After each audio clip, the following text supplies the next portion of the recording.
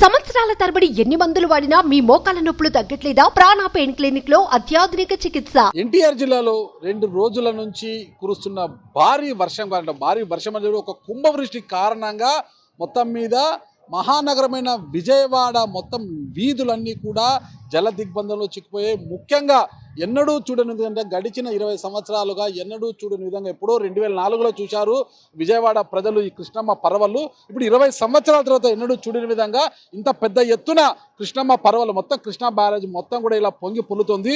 సమీపంలోనే railway track కూడా కనిపిస్తుంది, రైల్వే బ్రిడ్జ్ కూడా కనిపిస్తుంది కదా. రైల్వే బ్రిడ్జ్ పైకి నీరు పొంగి పొరలే ప్రమాద పరిస్థితి కూడా వచ్చింది.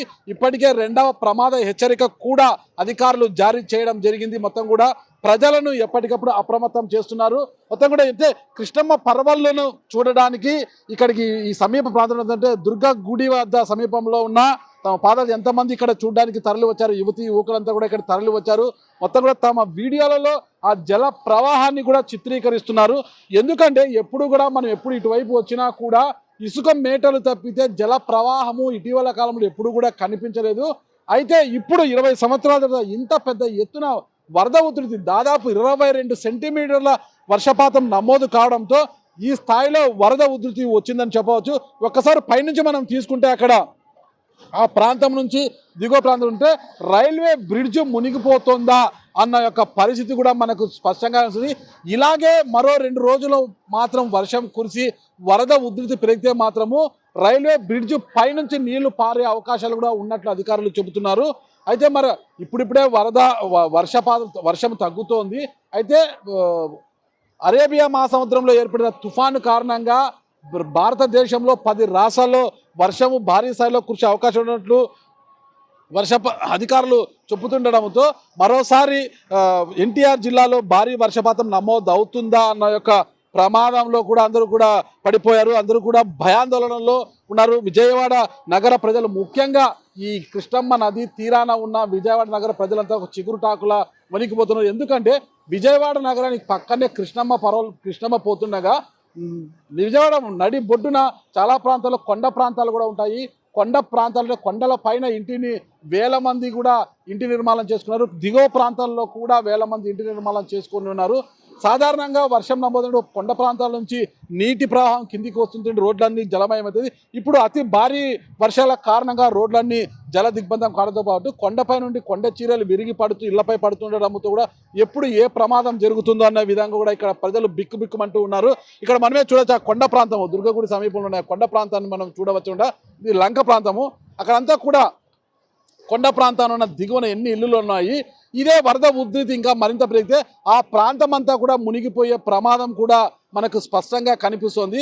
అయితే ఈ 2 రోజుల్లో వరద ఉధృతి తగ్గే అవకాశం ఉందని నీటినంతా కూడా ఎక్కడికక్కడ కాలాల్లోకి పంపించి రోడ్లన్నీ కూడా క్లియర్ చేస్తామని అధికారులు ఇప్పటికే స్పష్టం చేశారు.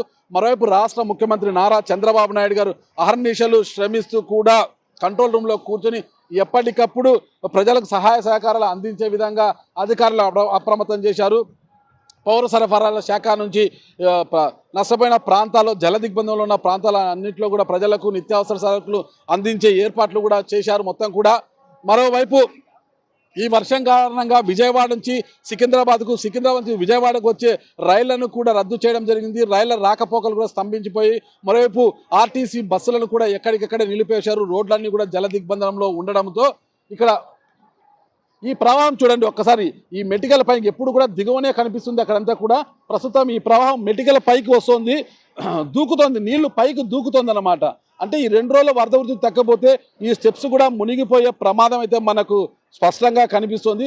మరి చూసాం దుర్గమ్మ పాదాల చెంతన పాడే కృష్ణమ్మ ఉగ్రరూపం దాల్చకుండా ఆ దుర్గమ్మ చల్లగా చూడాలనేసి విజయవాడ నగర ప్రజలంతా కూడా కోరుకుంటున్నారు. మరి చూద్దాం ఈ 2 రోజుల్లో ఏం జరగబోతుంది. 2వ ప్రమాద హెచ్చరిక జారీ చేసినప్పటి నుంచి కూడా ముఖ్యంగా విజయవాడ నగర ప్రజలు ఒక చిగురుటాల్లో వణిపోతూ బిక్కుమంటూ జీవనం గడే పరిస్థితి ఉంది. చూద్దాం మరి ఈ 2 రోజుల్లో ఏం జరగబోతుంది. విజయవాడ మహా వాయనాడు కాకుండా ఉండేందుకు ఈ దుర్గమ్మ చల్లని దీవెనలు అందించాలని విజయవాడ నగర వాసులంతా కూడా ఆమెకు మొక్కులు మొక్కుతున్నారు. ఇప్పుడు మనం అక్కడ చూడొచ్చు వరద వృత్తిలో మన రైలు కూడా వెళ్తుందన్నమాట. చాలా ప్రశాంతంగా వెళ్తుంది. అయితే ఈ వరద ఉధృతి వర్షాలు మరో 2 రోజుల మాట ఇదే స్థాయిలో భారీ వర్షాలు అంటే కుంభవృష్టి కురిసిందంటే మాత్రము ఈ వరద ఉధృతి అంటే ఈ ప్రకాశం బ్యారేజ్ ఈ వరద ఉధృతి పెరిగి కృష్ణమ్మ ఆ ఫ్లైఓవర్ నుంచి వెళ్ళే అవకాశం ఉంది. రైళ్ల రాకపోకలు కూడా రాకుండా ఉండే పరిస్థితి అయితే మనకు కనిపిస్తుంది. మరి చూద్దాం ఎప్పుడూ కూడా ఆ స్థాయిలో అంటే 17వ మీటర్ దాటి 18వ మీటర్ వరకు నీటిని మనం ఇంతవరకు చూడలేదు. 18వ మీటర్ కూడా దాటిపోతుంది. ఇప్పుడు 19వ మీటర్కు చేరువలో కృష్ణమ్మ ఉందని చెప్పవచ్చు. దీన్ని బట్టి చూస్తే మనకు ఈ 2 రోజుల్లో వర్షం నమోదయ్యే దాన్ని బట్టి ఈ వరద ఉధృతి పొంగి పొర్లుతుందా, ఈ కృష్ణమ్మ తన ఆగ్రహాన్ని తగ్గిస్తుందా అనేది కూడా మనం వేచి చూడక తప్పదు.